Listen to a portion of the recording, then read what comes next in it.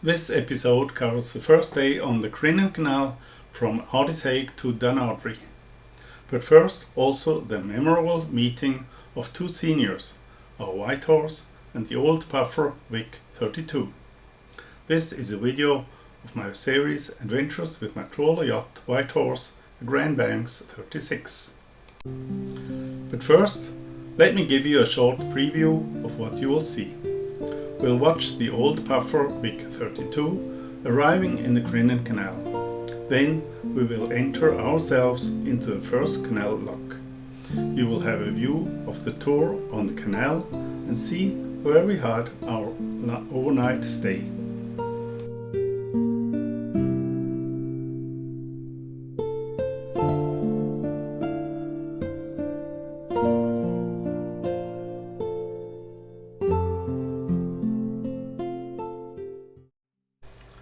The wind had passed and we could start our tour on the Crinan Canal.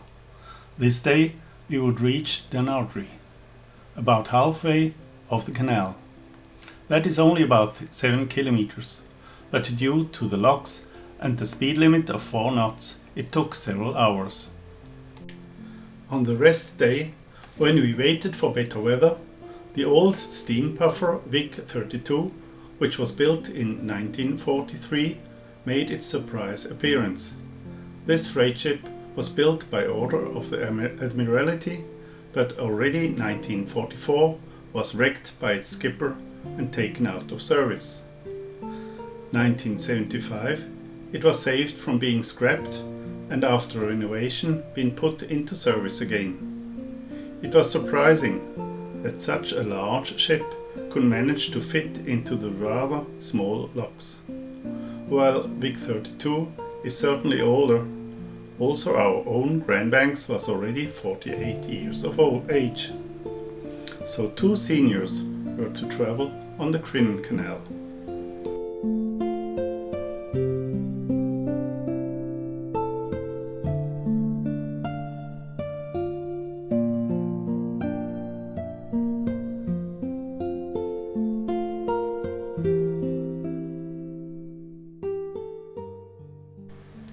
While in Ardishaig, we enjoyed this little quiet and friendly village. I would like to point out some interesting artistic figures of horse heads at the steamer terminal and the very cozy little restaurant and pub Rumlin Tam, where we enjoyed good coffee and dinner. It was also nice to come into contact with local people in this pub. In the small office of the canal right at the seaside lock, I had purchased a license which covered the Crinan Canal and the Caledonian Canal.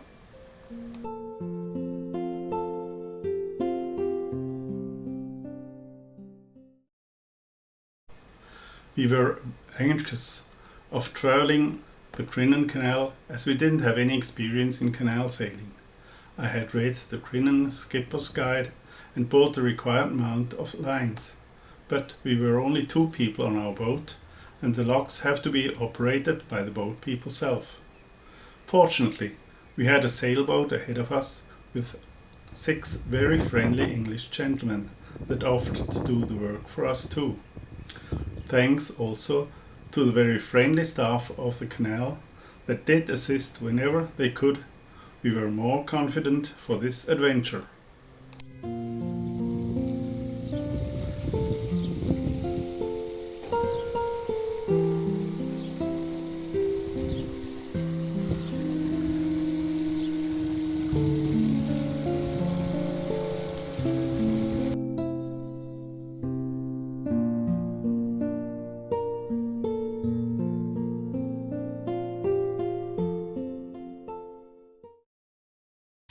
Right at the beginning there are 2 consecutive locks at Ardishaig.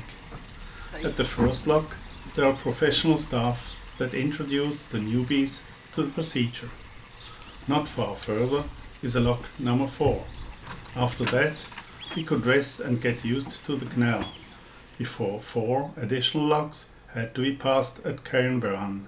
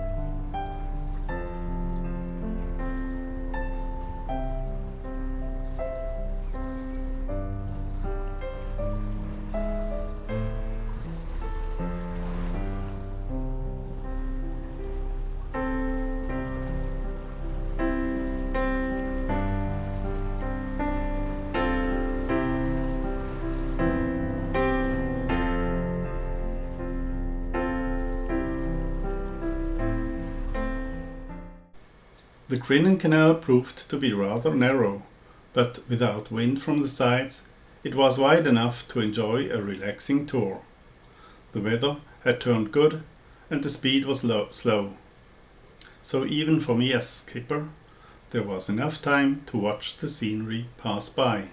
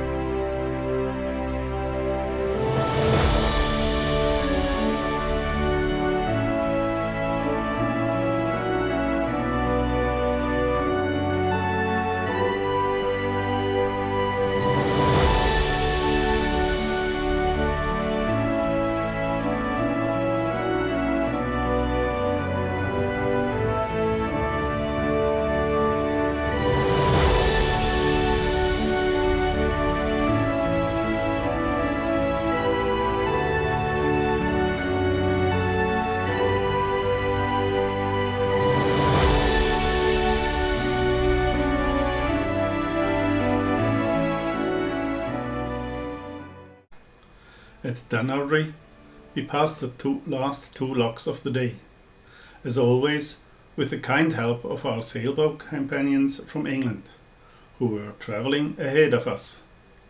As a treat, we enjoyed a fresh ice cream at Polly's coffee shop right at the last lock, after we had found our berth for the night.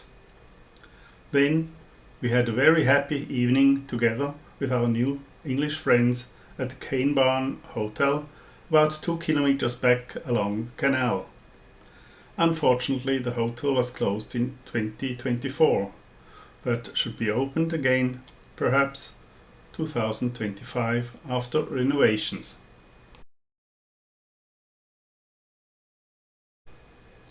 After dinner, we walked back to our floating home and enjoyed a nice sunset. I planned for the next day, which would lead us to the end of the Crinan and then onwards along the island of Jura to the city of Oban. This will be the topic of the next episode, and I hope you will follow us there too.